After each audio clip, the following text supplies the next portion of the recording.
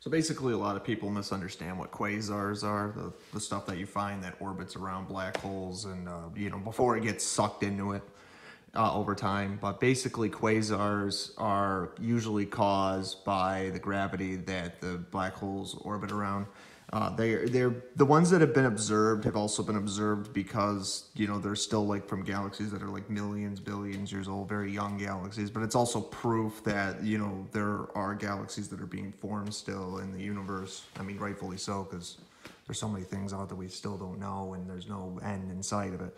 So basically, quasars are like very super powerful light emitted luminous objects that you can find if you know where to look. But they might require a very powerful telescope because black holes usually aren't like, you would need like a really powerful Hubble telescope or maybe some kind of, or maybe just a telescope that can see really far out. Like you're talking like light years in a direction, because for the most part, they are like the nearest black hole is like really far away from this planet, and a normal telescope, you'd have to be able to see like outside the solar system in that direction. So it'd be very interesting to see what's out there that it's all spaced out right now. Trying to figure out all the different angles and measurements we'd have to conclude first. But it just goes to show you that even in space where it looks like there's absolutely nothing, there's that paradox that there's always something there. It's just a further distance away. It can also be caused, it's possible that quasars could also be caused by, when antimatter and matter collide and turn into radioactive energy. It's like radioactive measurements. So basically, it's a gas that ends up becoming so radioactive that it's basically another word for a quasar. And it might actually be gas that eventually turns into like other galaxies, other dimensions. And it could be basically, because it's superheated and super concentrated in a way.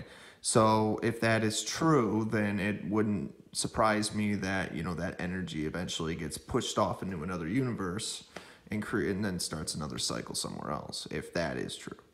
So, because it seems like everything's recyclable in space, and it's always like turning into something else, whether due to the movement of another acceleration or some kind of other force that turns it into, like, doesn't just move its present location, but it also alternates the evolution of that energy particle and what the energy itself and material turns into. So basically, and here's another thing that a lot of people seem to get confused with, gamma rays and quasars are still forms of some kind of electromagnetic radiation, but what's really interesting, and they all are caused by like star energy and all that, or material that you get from photon lights and all that. But what's really interesting though is it's just like they take place in a different part of the star cycle. Like for example, like gamma ray radiation can also come from like a supernova when a star blows up, instead of like, for example, like when a star collapses and then starts imploding and becomes a black hole, and then you have like the quasar light that's all around that, and then that goes into a black hole. But it's really interesting because quasars could also be like just from an explosion that causes, because either way, what's really weird is depending on what kind of material you're talking about, the star, and depending on how the star decides to end its life, it still becomes like some kind of radioactive material or electromagnetic radiation, and then it becomes like a way of recycling itself into the universe. And then, because most of the universe really is just radioactivity, dark matter. Radioactivity, or even dark matter, is just radioactivity. Well, it's own radiation. So it's a different kind of material that is recycling itself somehow, one way or another. And it's interesting to think how the universe seems to find its way to not only recycle things, but also devastate itself into something else. Because radioactivity is dangerous. That stuff can kill you, obviously. But there's so many things that are immune to it, and they're recyclable, and it turns into matter, dark matter, or even other types of matter that we have yet to identify. You could find a lot of gamma ray bursts and nuclear fissions and fusions, and it just seems like the way they propel themselves, the material, into what direction it goes in, and then it can emit like radioactive waves too that could cause like some kind of strange interference with like signals, or it could also cause like massive damage if it was to hit like a physical object, for example. And basically, radiation by definition, and this is like any kind of radiation, it's just a different kind of radiation, it would be by definition, but radiation by definition is basically like an acceleration force that you use to produce like heat, light, all sorts of crazy things in space. So like gravity being like something that holds things together, acceleration would be like, again, radiation. And so basically, to give you more of a specific example, gamma ray bursts are what is known as an ionizing radiation.